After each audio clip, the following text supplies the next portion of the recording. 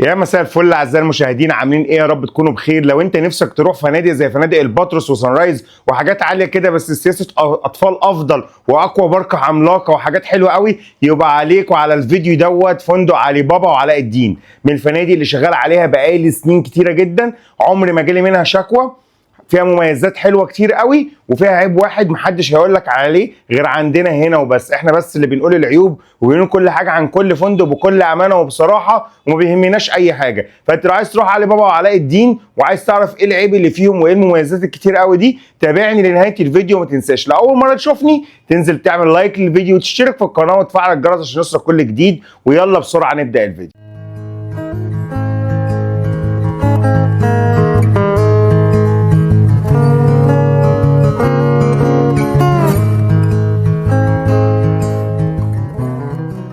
اول حاجه زي ما احنا متعودين مع بعض بنبتدي الفندق من اوله الاول كده من بره ونخش على الريسبشن. فالفندق جميل جدا زي ما احنا شايفين كده، الريسبشن جوه واسع وكبير يسع ناس كتير قوي. يعني لو اللوبي لو جست كبير جدا هيقعد في اللوبي، التكييف حلو، البار شغال طول اليوم، بيقدم مشروبات حلوه جدا. فالريسبشن والاستقبال من الحاجات الحلوه قوي. تاني ميزه كمان ان الاستقبال سريع جدا واستقبال محترف جدا، يعني الناس هتروح هناك مش هتقعدك كتير وهتخش على طول على الغرف. طب يلا بينا بقى نخش على الغرف.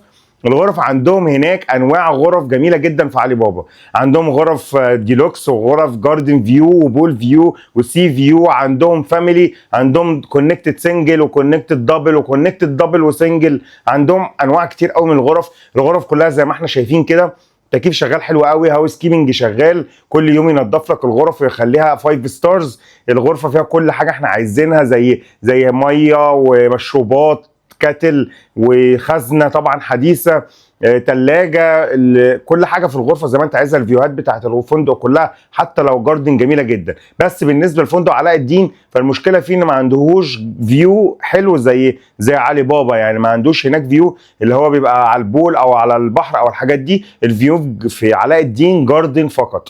بعد كده بس الريفيو بتاعي ده الاخص على علي بابا. من الميزه كمان ان سياسه الاطفال عندهم طفل تحت 12 وطفل تحت 6، فدي ميزه حلوه قوي بتميزهم، مع انهم قريبين جدا من فنادق زي الباتروس وصن رايز برضه في اسعارهم وفي كل حاجه، بس سياسه الاطفال بتميزهم. لما ننزل بقى على الفندق جوه زي ما احنا شايفين كده، منتجع كبير وخطير مليان مساحات خضراء كتيره، مليان طبعا حمامات سباحه كتيره في كل مكان. بيعملوا فريق الانيميشن حفلات حلوه قوي طول اليوم على حمامات السباحه الصبح او بالليل. بيعملوا حفلات خاصه، طبعا هنوصل للجزء ده في اخر الفيديو.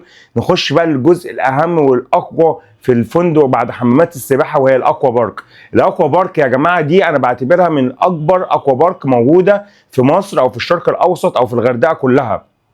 اكوا بارك كبيره جدا، مساحات مختلفه تناسب كل الاعمار من الصغير قبل الكبير. فانت لو جوات اكوا بارك وعايزين اكوا بارك عملاقه وحلوه، فالاكوا بارك دي هتعلي الادرينالين جامد جدا. فيها العوامات الحلوه بيركب فيها فردين مع بعض لو عائليه وينزلوا مع بعضهم على البول. فيها حاجات فرديه وفيها حاجات مغامرات كتير قوي. فالاكوا بارك من الحاجات المميزه. طبعا علي بابا وعلاء الدين الاثنين اكسس على بعضيهم، ان انت ممكن تخش دوت او تخش زي دوت وتستخدم اي اكوا فيهم. فهي الاكوا مشتركه ما بين الاثنين، فهي اكوا عملاقه وكبيره جدا زي ما احنا شايفينها في الفيديوهات. طبعا دي عايزه فيديو لوحدها الاكوا بارك دي يا جماعه.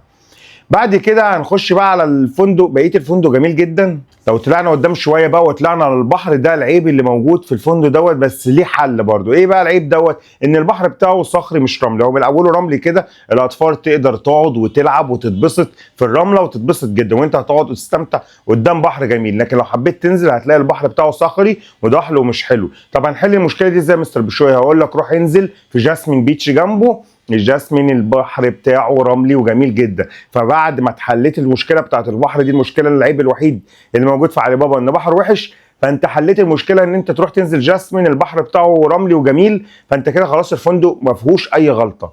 نخش بقى بعد البحر والبول والاكوا والحاجات الحلوه دي، نخش على الجزء الاكبر والمهم جدا برضو في الفندق. فهو بيقدم اقامه اول انكلوزيف، فطار وغدا وعشاء ومشروبات وسناكس، ونقدر نقول من افضل المطاعم اللي موجوده في فنادق 5 نجوم في الغردقه. الاكل بتاعهم يا جدعان مميز جدا جدا، في اصناف كتيره مختلفه، جوده الاكل وتست الاكل حلو. الاكل يعتبر شغال طول اليوم. الفترات بتاعت الفطار والغدا وعشاء كبيره ومتقاربه جدا. السناكس بتاعتهم يا جماعه خطيره، مش هتلحقوا تجوعوا.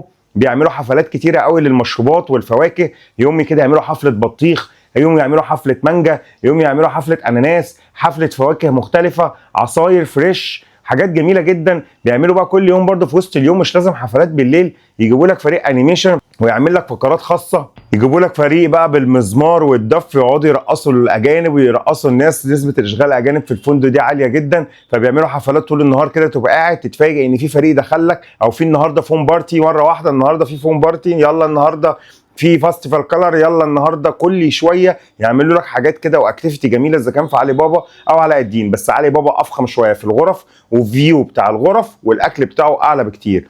يعملوا لك النهارده اليوم اكل شرقي وحلويات شرقيه وحاجات شرقيه، يوم غربي البيتزات جميله، كل حاجه في الفندق ده جميله جدا، من اول الاستقبال والتسكين السريع والغرف الحلوه، حمامات السباحه، اقوى بركه عملاقه، بحر جميل بس صخري، وبتحله ان انت بتخش البحر بتاع جاسمين رملي وجميل جدا. فندق كامل متكامل فيه كل حاجه وفيه كل المواصفات اللي انت ممكن تحتاجها في اي فندق ممكن تروحه. موقعه مميز جدا، قريب قوي من منطقه سهل حشيش ومن المولات ومن كل حاجه. سينز مول قريب منه جدا، تقدر تخرج وتروح حاجات كتير في الغردقه بعد ما تخرج اخر يوم من الفندق. لو انت رايح 3 ليالي او 4 ليالي، تقدر تخرج اخر يوم دوت وتاخد عربيتك وتبقى جنب الخروجات كلها، تتفسح وتتبسط، وبعدين تغادر بقى طبعا الغردقه براحتك.